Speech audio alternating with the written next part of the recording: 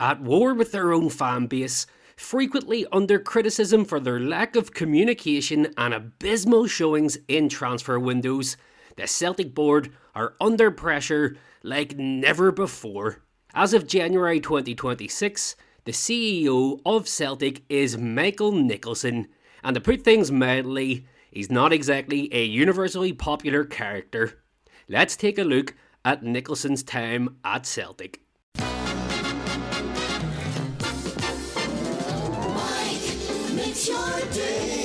Michael Nicholson first joined Celtic as company secretary and head of legal in 2013 before being promoted to director of legal and football affairs in 2019. He obtained a law degree at the University of Glasgow before later attending Harvard Business School, where he achieved a degree in leading professional services firms.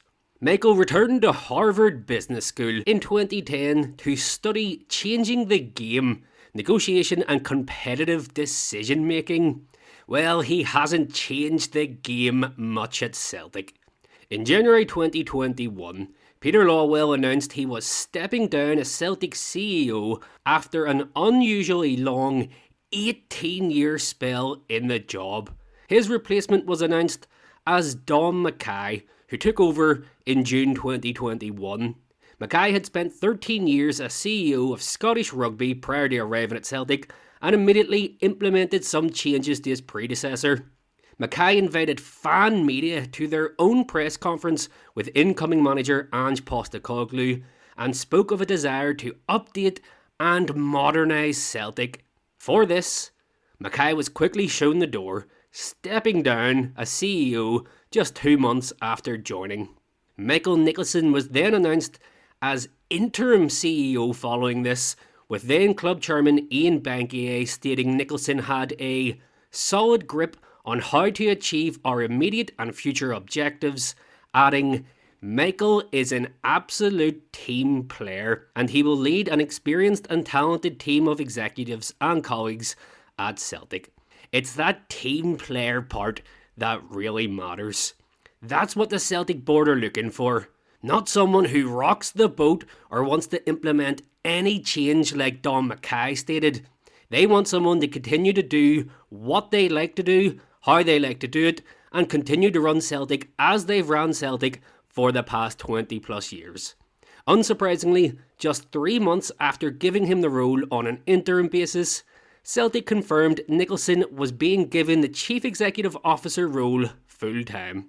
Upon the confirmation, Nicholson would say, as a Celtic supporter all my life, I will do everything I can to drive the club forward, working at all times in the best interests of Celtic. Nicholson proceeds to fall somewhat under the radar for quite a long time, perhaps by design. On-field success for Celtic under the management of Big Ange means the wider fan base aren't too concerned with Nicholson's performance, and the former Harvard student manages to go not weeks, not months, but years without giving a public interview.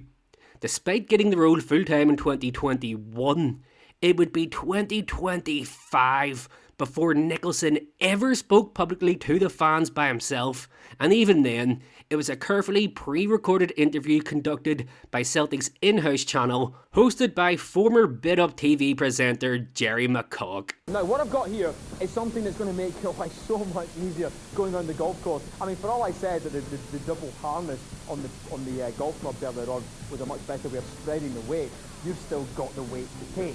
Michael certainly wasn't as outspoken as former CEO and man who employed him at Celtic in the first place, Peter Lawwell. Speaking of which, Pete came back as chairman in January 2023 to the surprise of absolutely nobody. On Lawwell's return, Nicholson would say, "We are delighted to welcome Peter as chairman, and I look forward to working with him as we continue to progress and develop the club. Our collective objective is to create a world-class football club that our supporters can be proud of, competing at the highest level with a strategy based on growth and continuous improvement." There were long-standing rumours of Peter Lawwell and former Celtic manager Brendan Rodgers not getting along. So when Ange left in 2023, few thought the Irishman would return to Celtic Park. However, Nicholson is said to have led the drive to get Rodgers to return and travelled to Rodgers' home in Mallorca in June 2023 to try and convince Brendan to come back. Of course, Mike would need to get minority shareholder Dermot Desmond's permission to go through with this. In fact, he'd have to get Dermot's permission to do most things, as we'll touch on later in the video. Anyway, Nicholson would say at Rodgers' returning press conference, "Chris Mackay and I went for lunch in Mallorca. That was the starting point. That was perhaps the worst kept secret in Scottish football. Perhaps Chris's sombrero and beach ball gave us away at the airport. You always have to be ready for change in football. The strategy has always been clear: to be a world-class football club in whatever we do. We want to dominate in Scotland and compete in the Champions League, and that has been clearly stated for many, many years. So there is no change in that regard." Dreadful transfer windows where fans felt the board failed to sufficiently back Rodgers, instead packing the squad with speculative punts unearthed by the head scout, who just so happened to be Peter Lawwell's oldest son Mark, increased the scrutiny on Michael Nicholson. It was the 2025 summer window, though, that sent more fans than ever overboard, especially with Brendan resigning, as was publicly stated weeks afterwards.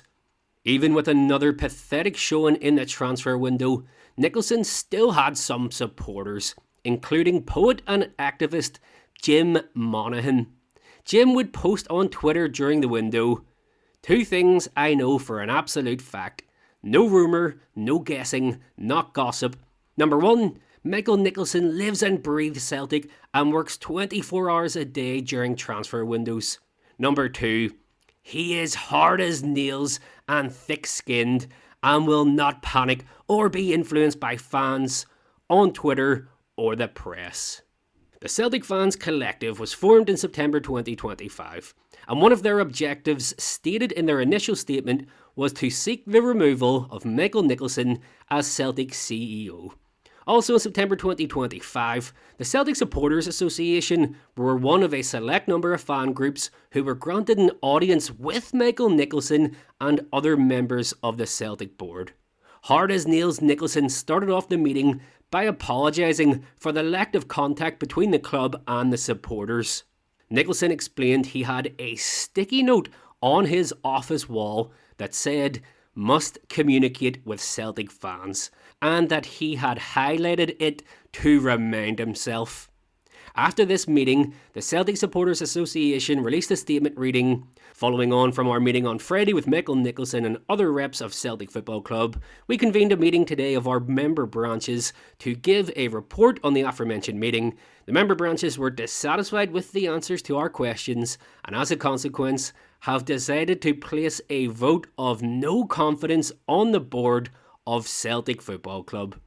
This was an unprecedented development for the current board and put Nicholson under more pressure than he had ever faced before.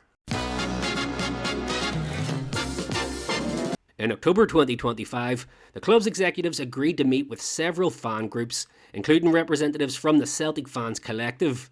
Nicholson's role was to explain executive decision-making, particularly around governance, recruitment responsibility, and strategic direction, rather than football tactics or team selection. During this meeting, Nicholson acknowledged that the club is not in a place where we would want to be, and that some recent communications have not been well received by supporters. He reiterated, "The club's strategy is clear. The club aims to be a world-class football club in everything we do." After this, a fan asked a question about Celtic's poor performance in European football over the past 2 decades. But Nicholson rejected the basis of the question and replied, "Results in Europe were satisfactory," referring to qualification for group stage football in 19 out of the past 20 years. This was the first time any member of the Celtic board had ever indicated what the club's European ambition actually was, and it fell well below that of the vast majority of fans. Simply competing in group or league stage football is their aim. Not to win, not to progress, not to improve year on year. Simply to make up the numbers. It was horrifying to hear it laid out so bluntly, but what came next may have been even more alarming. Fans in attendance asked if the manager sanctioned all signings, and Nicholson confirmed that he did. When pressed as to why Brendan Rodgers had publicly referred to some signings as club signings, as the official club released minutes state, Michael Nicholson shrugged his shoulders. Mikey Nick also confirmed that player trading above certain financial values requires approval from the Celtic PLC board, which is obtained via email. The great Paul John Dykes revealed on XM that he had been informed that during Celtic's negotiations for Luke McCann in the summer of 2024, Nicholson needed to excuse himself to leave the room and seek permission to increase the club's bid by just £100,000. This perfectly illustrates where Celtic are today. The board consists of Michael Nicholson, Chris Mackay, Brian Wilson, Tom Allison, Brian Rose, Sharon Brown, and Dermot Desmond. Does anybody really believe Nicholson went out of the meeting room to frantically call Sharon Brown and ask permission to increase a bid for a Dundee midfielder? Or does Nicholson have to seek approval from Dermot Desmond for everything he does? As discussed at length by Celtic fan media in recent times, Desmond is not Celtic's owner, but he so clearly has 100% of the power at Celtic Park. For all I've discussed a plethora of criticisms for Michael Nicholson in this video, the ultimate blame goes to one man above all others right now, and that is, of course, Dermot Desmond. We'll have an exclusive detailed video looking at Dermot available on the Patreon page next month. I've dropped the link in the video description. On the 3rd of December 2025, Wilfried Nancy was confirmed as the new manager of Celtic Football Club. Celtic Club media released footage of Nicholson awkwardly greeting Nancy at Lennoxtown, and the usually mute CEO even gave an interview to Celtic TV. The CEO revealed that securing Nancy's preferred staff, including assistant manager Kwame Ampadu, was a key part of the negotiations, contributing to the drawn-out nature of the discussions. It had taken Celtic over 5 weeks to land a full-time replacement for Brendan Rodgers. Martin O'Neill had stepped in and did an excellent job on an interim basis, but unlike Nicholson in 2021, this was an interim spell that was not made permanent at the first opportunity. Mikey confirmed Nancy was the board's primary candidate, explaining, "Nancy was our number one choice, and the more we looked into it, the more we saw he was the perfect fit for what we need. Good things do take time, and we pushed very hard to get it completed as quickly as we could." As I've gone over in my video on Nancy, 33 days and 6 defeats and 8 games later, Nancy was sacked. During that time, Nicholson gave another interview, seemingly suddenly discovering his voice after years of silence. Maybe he wishes he hadn't now, because in an interview given to Celtic TV, hosted by former Clyde 1 Super Scoreboard host Jerry McCulloch on the 17th of December, Nicholson would say his resolve in backing Wilfried Nancy was absolutely solid. Step by step, that is all of our job, to support Wilfried, his team, and the squad to take us where we want to get to. The starting point is now.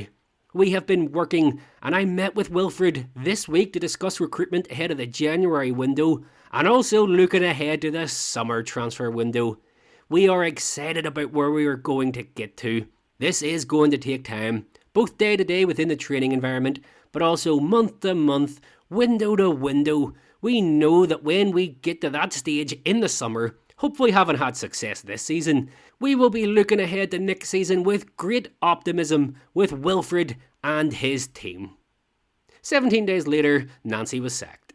The media ran with the story that Nicholson was the major force behind the decision to sack Nancy, which is some contrast to Meg's public statements just days beforehand I've read there.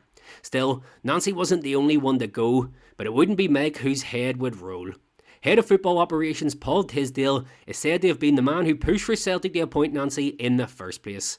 Remember the meeting with the fans in October mentioned earlier? Well, during that meeting, the CEO was asked, how do you intend to modernise the club structure to compete in Europe, and why are we so consistently unprepared for qualification stages?